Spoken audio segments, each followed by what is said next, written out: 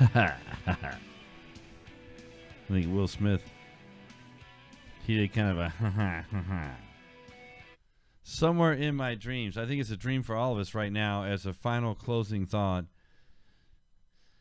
a lot of the people that I run into a lot of the time when we're talking about Donald Trump, when people defend it, I guess one of the best ways I can put it into perspective is that I am actually probably set up in my life to actually be possibly a Democrat, because I am a definitely live and let live kind of an individual.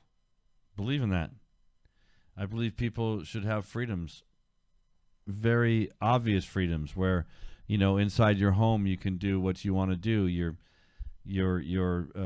sexual preference is relevant. If maybe even you're gay and you want to marry that way, I think that even resides under my belief of live and let live. I'm very much like, just don't throw it in my face and I'm good. Do what you need to do that ultimately maybe makes you successful. The idea is, whatever you're doing, does it enable you to grow as an individual and succeed? So in that way, I feel like I'm sort of a liberal person.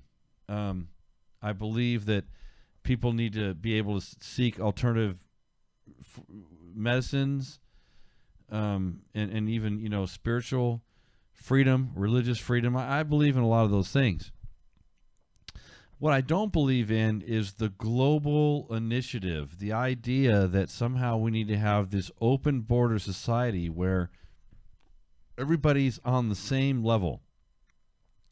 So as you filter down into Hillary's dream of this hemispheric open border reality, that we have it here somewhere in writing that she's admitted to.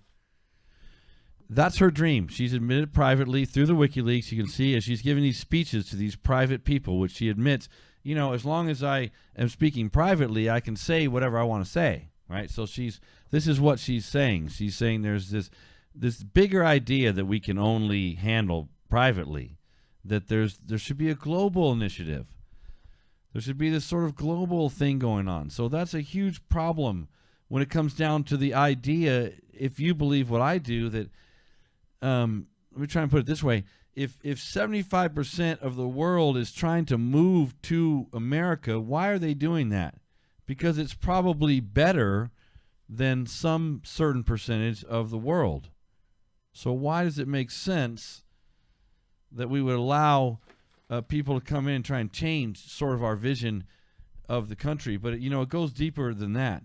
As you watch these email releases, these people have been doing this for years. You're talking about decades of corruption. So, it's sort of like, gosh, I wish I could think of a really good example right off the cuff, but, it's kind of like the guy who sits around at 65 years old and scratches his belly and goes, we've been hanging people for years and we're just going to continue to do that because that's what we've been doing all this time.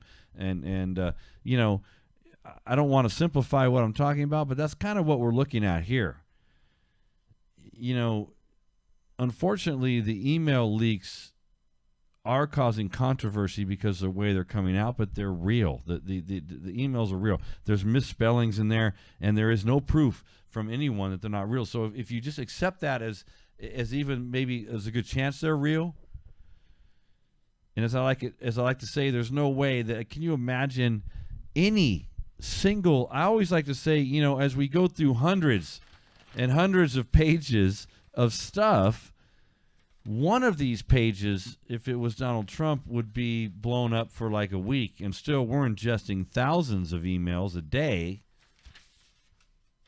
and they're supposed to be good. Blumenthal, I've got so many things coming out that I think it's odd and scary that we're still talking about Donald Trump and some of his sort of conversations that he had with people that were a long time ago, sort of in a galaxy far, far away. Can you imagine, if you were a billionaire and you're flying around in a private jet, and you're living the way that billionaires live, which is probably relatable to about 1% of the population. Can you imagine? I mean, as a man, I know if I hit the bar at the right night and I've got the right hair and everything, I get hit on by women. Imagine a billionaire getting hit on week, month, and year in and year out. Your perspective changes. And it looks to me like Donald Trump handled it a lot better than Tiger Woods did, because Tiger had multiple people coming out, and yet we have this man with the crowd support